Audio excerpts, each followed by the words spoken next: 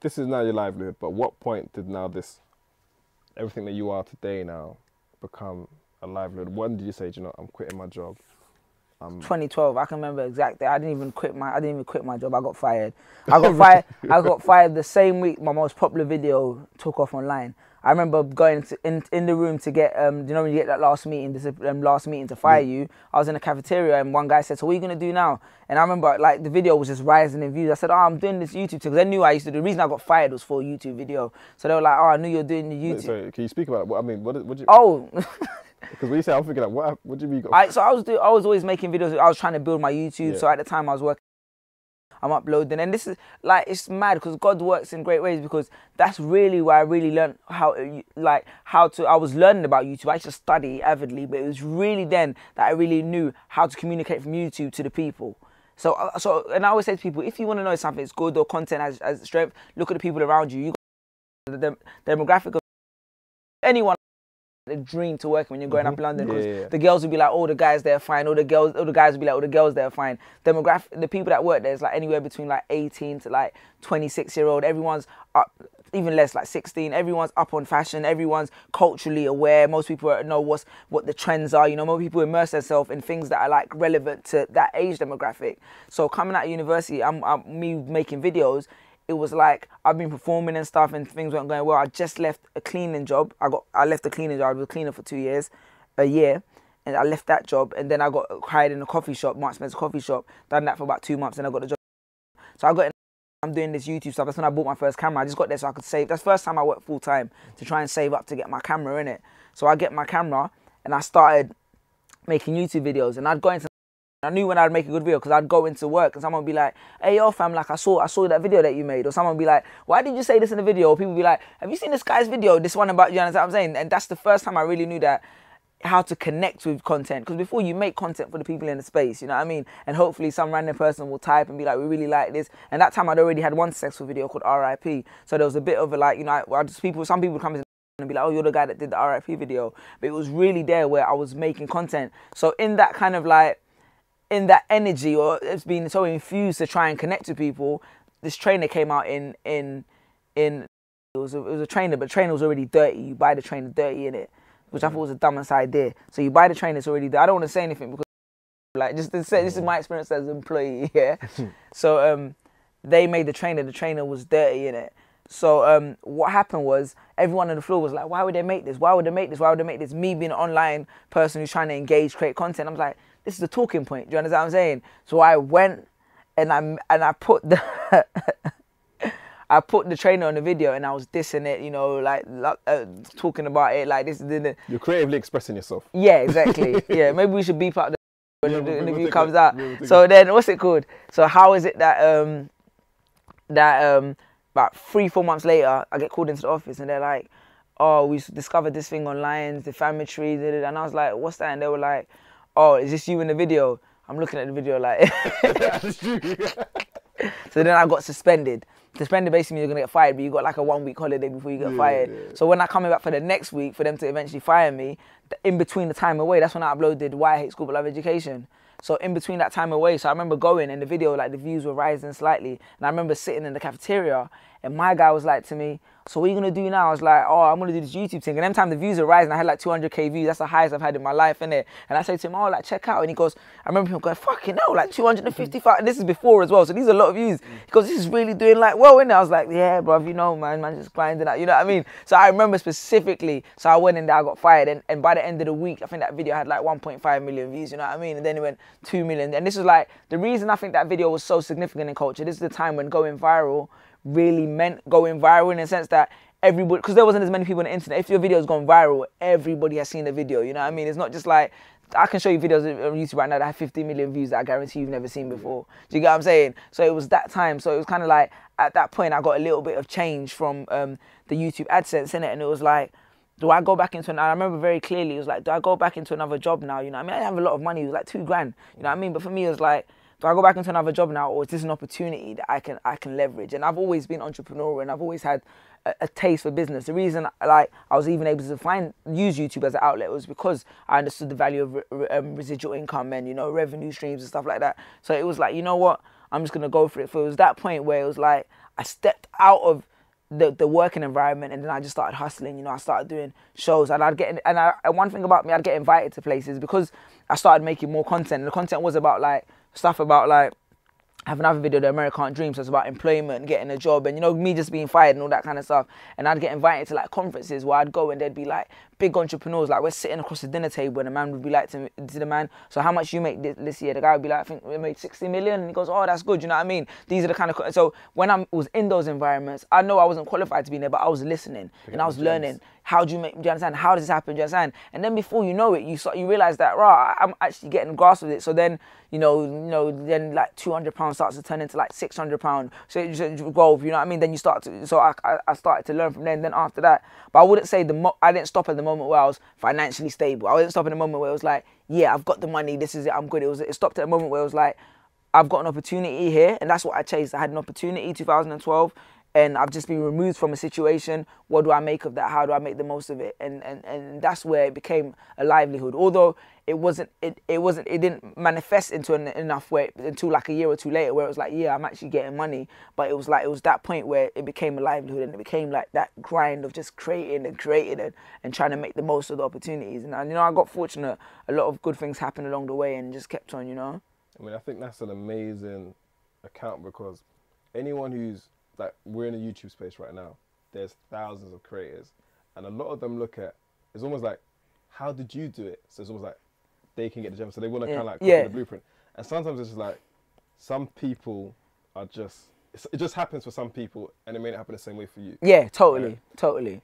The part which I feel is interesting is, once you first got that check, because obviously I know how AdSense works, if the money feels, the money feels almost sweet as like, yeah, oh, like, yeah, I got the, you know what I mean? I don't know if I want to spend this. This is like, I got money for this. It's crazy, like. Yeah.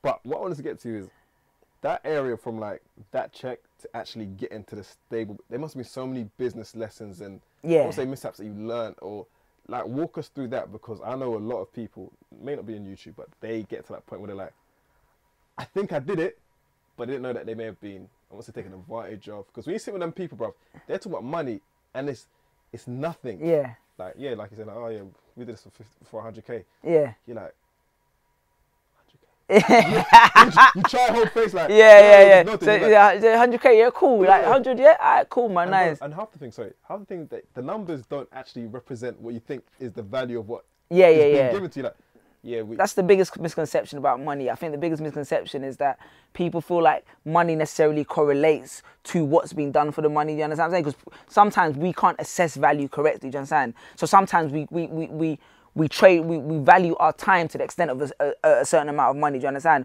Or sometimes we value our physical effort to a certain amount of money. But you make money by working smart, not by working hard. Do you understand what I'm saying? You work hard and work smart. That's one of the biggest things I learned. I'm an intense worker. Like, I can work 12 hours, like, on one project. I can sit in front of a screen for 12 hours. Like, for me, I don't have that problem. But that's not necessarily productive. Do you understand? What's productive is if I maybe broke those hours up over, like, a period of 12 days and did it 1 hour, coming with new ideas. To an extent, I've worked hard, but I haven't worked as hard to get the same thing, but I've got it more productively because I'm coming at it with new eyes and a new set of understanding each time. Do you understand? So I'm breaking it down over a period of time, and in those periods, I'm still working hard, but intensely for this hour. Do you understand? It's kind of like when a man says, oh, you only need to be in the gym for an hour and a half if you want to go hard. Do you understand? I've seen man in the gym who said, oh, I've been in the gym for 4 hours, and they don't come back again. You don't see them for the rest of the year. Do you understand what I'm saying?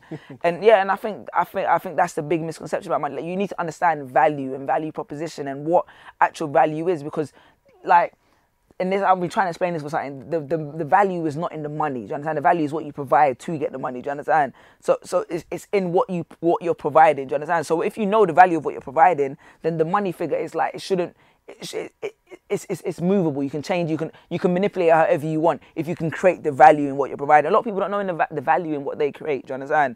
A lot of people don't know the value in that. It's like someone could be on Instagram and they could have like 100K followers in it. Do you understand? But because they got that many followers just by doing like funny stuff or whatever, they'd be like, there's no real value in that. Right now, there's a company that's spending 2 million like in the 2 months to try and get that same following. Do you understand? And if you understand the value in what you have, then when you proposition that value to them, you're gonna look at it completely different. Do you understand? And I feel like that's what I'm going off on. I think I lost the train. No. Keep on, bro. Keep on. But I feel like that's where a lot of people like especially in this online space and influencer space, people confuse, you know what I mean? I feel people feel like I'm going to get AdSense, and this is a big misconception about value. People said I'm going to get AdSense, I'm going to live AdSense, and that's going to be cool.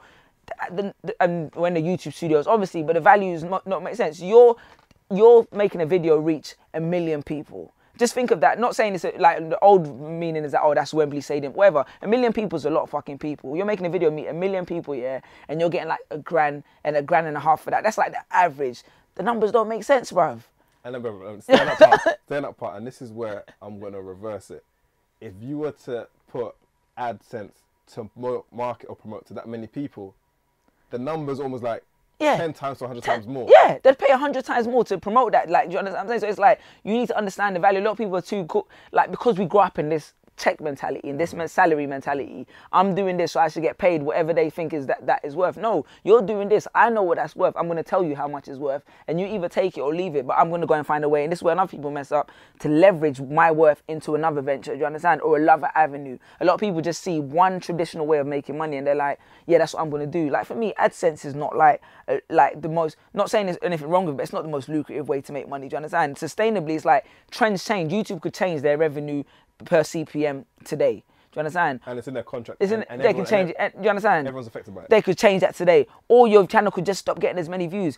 What value have you created that makes you money outside of what YouTube is paying you? And that's maybe just me as more entrepreneurial, but I never wanted to be in a position where I'm relying on something, that thing, like someone to be my employer. Do you understand what I'm saying? I always wanted to be self-sustainable. So with my mentality is always like, YouTube is a platform that allows me to create value to then get revenue in other spectrums or other fields. You know what I'm saying? So now that I've got this many views or whatever on YouTube, I can go to this place and people say, oh, we want to book you to come and speak here. And I know how much value I can leverage out of that. Do you understand? And because sometimes they'll be thinking of considering someone else to pay them more, but they don't provide that same amount of value. But because they're CEO of whatever, which is a position they've just been promoted to, or they've just had a good enough portfolio to justify them for, doesn't necessarily make them more credible than you know what I mean? And that's one of the things I think people need to educate, especially if you're not influencer space. You really need to educate yourself and look at, like, it's marketing, okay? It's marketing. Do you know how much companies spend on marketing? Oh, bro, like they've set up, I mean, we're just talking about it, bro, but they set up like positions for influencer marketing. Exactly. There's budgets set behind that they have to spend within that financial year to get people like you to tweet or post about what they got going on. It's an open checkbook. But it's open, you understand? And for me, I remember, like, I remember one specific scenario, I can't say, but I was working, this is what I started to understand, I was working on this campaign when I first started, and I think I got paid like $3,000 to do it, and I was like, whoa, this is dope, like, I'm getting $3K to do this, I'm like, this is dope. So I'm sitting with, when what I do is, relationships is important, do you understand? I always talk to people, and I'm eager, I like to learn. If I'm in the industry, I'll learn about it. So I'm talking to one of the people that's in head of running the campaign or whatever, and I'm talking to him, and he's like, yeah, man, this campaign cost us shitloads, you know, just to run this campaign. And I'm thinking, oh yeah, it must have cost a lot of money. He goes, you know, you're thinking like maybe 30, 40. He goes, can you believe it cost us 600,000 to make this run? And then the penny dropped. Then the penny dropped in my head, and I'm like, so I feel like I'm a key component in this thing, yeah. And you're like, and I'm thinking, you know, I'm looking at the percentages. Like, you can't even calculate the percentage of how much. You know, I'm not saying that, like, I'm just trying to calculate the percentage of how much, like, I'm actually worth out of the whole budget. You know what I mean? Obviously, they've got other stuff to pay for, but just the figures and the correlation. And I was like, okay, you understand? Let me learn more about this space. You understand? And that's always been my.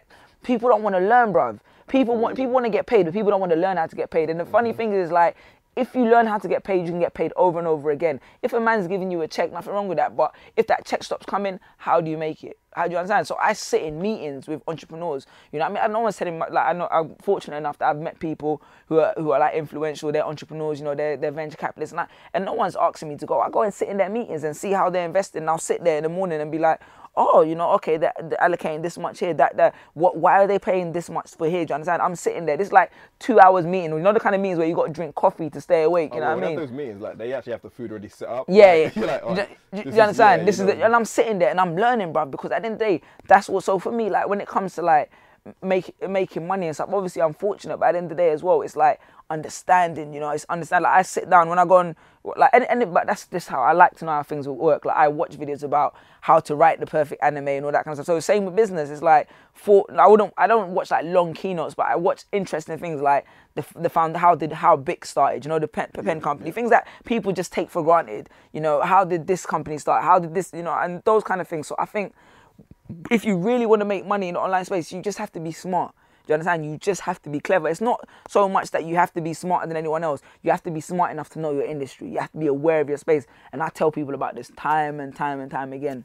People, you know what I mean?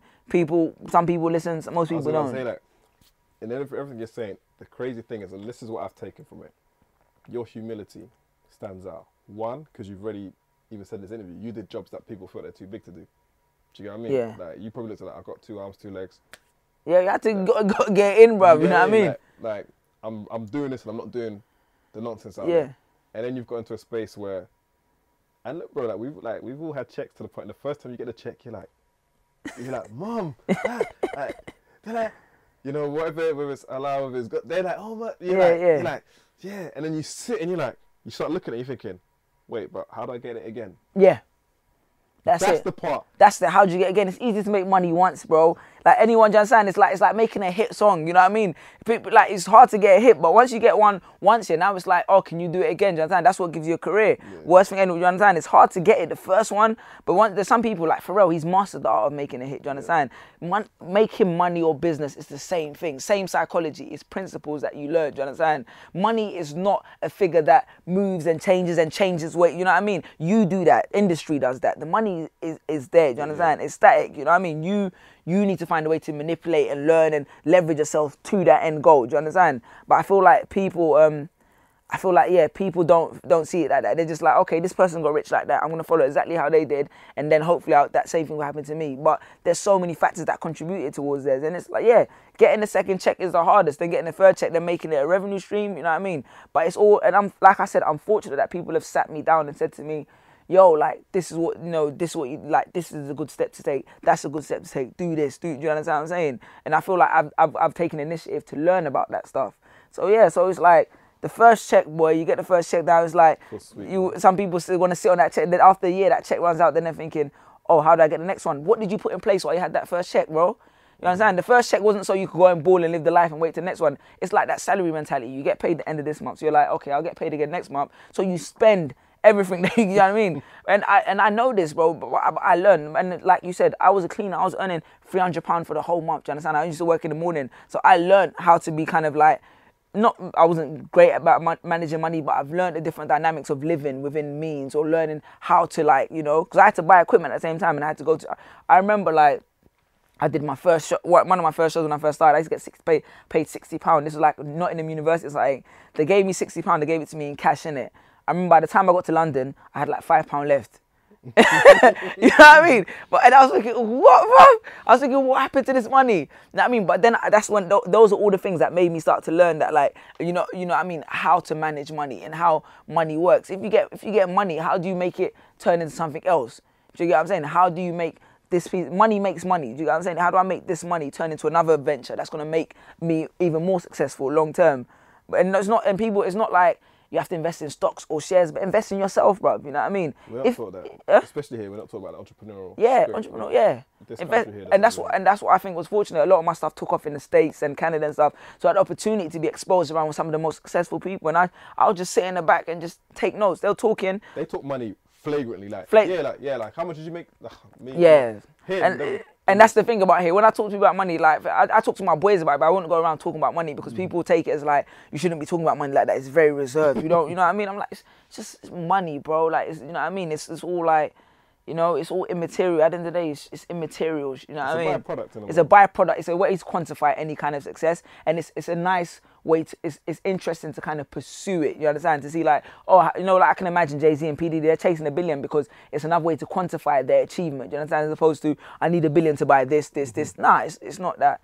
But I feel like that's what it is when I was talking about, like, people don't invest. If you got £30 and you're like, okay, like my Regina always jokes, she goes, yeah, difference between me and you, if I had that £30 and I wanted to go, if I had £5 and I wanted to go to Five Guys, I'll spend that that last £5 on Five Guys and make it happen. You understand? And but the difference between me is I can do that, but at the same time I can save that £5 and spend £2 on chicken. You know that's gonna last me a week. Spend this much on that, but and spend the rest of it on my bus fare to go to my next job and get money. Do you understand what I'm saying? And that's how I've learned to balance it. I feel like a lot of people don't learn that, and I think you need to learn to invest in yourself, bro. Like invest in yourself. If you want to be a writer or you want to be whatever, if you got money, it's not going and buy a new pair of trainers. It's like, okay, I want to be a writer. What can I put this money in to make me a better writer? You may not see the results just then because it's not tangible. Man ain't gonna come to you and say, oh, you're a sick writer. I can see it in your feet or I can see it in your clothes. But long term, if you believe in what you're doing, it's gonna manifest itself. Do you know what I'm saying? But we can say all this, and but shit is real as well. People gotta live, you know what I mean? You gotta pay rent, you gotta pay bills. That's the reality. And sometimes those are the things that take priority over people. But I feel like there are little rooms where people can say, you know what? Even though I gotta pay rent, I gotta do this. How can I, how can I take this and invest it in this? My first check used to buy £200 every month. Working, maybe get £800. No, I don't want to say. Working, maybe get a grand at the end of the month. Then I spend £200. I saved up to a £600 camera. I think I saved 100 every month for 6 months. So I got £600 camera. You understand what I'm saying? Started filming my videos. You know what I'm saying? Every time I got tax rebate. My boy was telling me he's struggling at the moment. He got a tax rebate. I was like, God is good, man. I remember when I got a tax rebate. I think I got like £600. At that time, I had this idea that I want to make DVDs. My money went straight back into making them, into putting it into those DVDs. Like, none of them sold. They sold here and there. I never broke even. But for me, that was what the money was for, to invest in myself, to create things that will make me revenue long term rather than just like here and now. No, 100%. You know what's also interesting, bro, is that few people get it. You get it. Like you're saying that everyone could probably watch this, and some people they listen but they didn't hear. Do you understand? Yeah. They're just not designed. Yeah. Inherently, those people are always going to be workers. It's not a bad thing. It's not a bad thing at all, no. It's just that, like, someone who's a 9 to 5 will probably think, it sounds really good, like, yeah. But I just, do you know what I mean? Yeah. And there's a few of us, like, we have to step out on faith. You have to, bro, yeah. You know what the grind is when it's like, I don't know. It's real, bro. I actually don't know, because there's an untrodden path that you walk, and you don't have the answers. You have the cultural expectations. Then you may have a relationship, or you have and you're like, I'm trying to figure out where I'm going as I'm going there. Yeah. But I don't know where I'm going. You're just stepping into the dark, bro. Just hoping something don't lick you down. Man. Yeah. I mean, I'm very fortunate as well because I've always had a relationship with my wife who's always supported me. Do you understand? That was one person, in my family started, there's support, but it's always been that. Obviously, there's friction. African parents, there's friction. But with my wife, and my sister, my big sister, they've always had that like unwavering faith in everything that I've done. Do you understand? And that is pivotal. It's hard to be out here and do the thing by yourself. Like, you need someone in your corner. You need people in your corner that are telling you that, yeah, you can do it. And although, when you're down, they'll be like, let me help you out. Do you understand what I'm saying? And that is it. Because the grind is real. I remember once I was coming back from work at Marks and Spencer, and I didn't have no flipping, what's it called, man? I didn't have money to travel back because I spent my salary. I'm waiting, them times you just remember, I'm waiting, the ticket inspector's there, and I'm waiting for him to turn around so I can just dip through the barriers when someone comes through. And the timing's got to be immaculate because he's got to turn around and someone's got to come through exactly the same time. You understand? Or I remember I used to buy these crackers from Morrison. The crackers, I think they're like 30p or something like that. I remember distinctively going there and hoping that my card didn't bounce when I was swiping for the crackers, bro. Yeah, that little tense feeling, isn't it? You know what I'm saying? For crackers, bro. You know what I mean? I remember once I went into the bank, yeah. I think maybe my girl transferred me like £10. I can't. But there was a reason I needed to go into the bank before, but I needed to make sure my account wasn't in deficit for her to transfer me like £10 or something like that on my sister. Just get eaten. Bro, I remember going to the thing to ask the guy how much was in the account. Yeah, bro. I saw him chuckled, bruv. Like he chuckled, bruv. I saw the man chuckle, bruv. Like, when it's like, and it was like I saw the man in front of me. When he looked like, and he just chuckled, like, bro. You're supposed to be professional, yeah. I was like, my life, bro. There's certain moments you keep in your head, bro. How can a bank cashier chuckle, bro? You know how that feels, bro. And it's like he was random as well, and it bunned my soul, bro. I was like, nah, shit is real, bro. You know what I mean? Yeah, nah, it's crazy, man. Bro, listen, man. Don't, it's a lot. I mean, these are things that's character building. I think the beautiful thing about this is that this is your journey, this is your experience, and God willing, by God's grace, when you have your kids going to get all of this. Inshallah, I hope so, man. I want to, yeah. Like, they're going to get all of this. And as I was saying, bro, like, you're a testament to, I won't say what success is, but a person who's been able to shapeshift. You started off here, you've moved into another space. You didn't just sit in that space, you've connected the dots, and like, more power to you, bro, man. I'm going to try and make sure that I'm going to try and do one interview with you a year. Because there's other things I want to pick up on. But yeah. I want people to take in the gem so far, and then look, we'll come back again, man. I could hold some back, but yeah. Yeah, man. Nah, bro, it's a blessing, man. No, it's a pleasure. And shout outs to you and your wife. Well, more so your wife for the TEDx. Yeah, my wife did the TEDx pecking. You know, big up my wife. My wife's a G, bro. Yeah. That, bro. Like, you must look at her for that, bro. Bro, she makes me proud, man.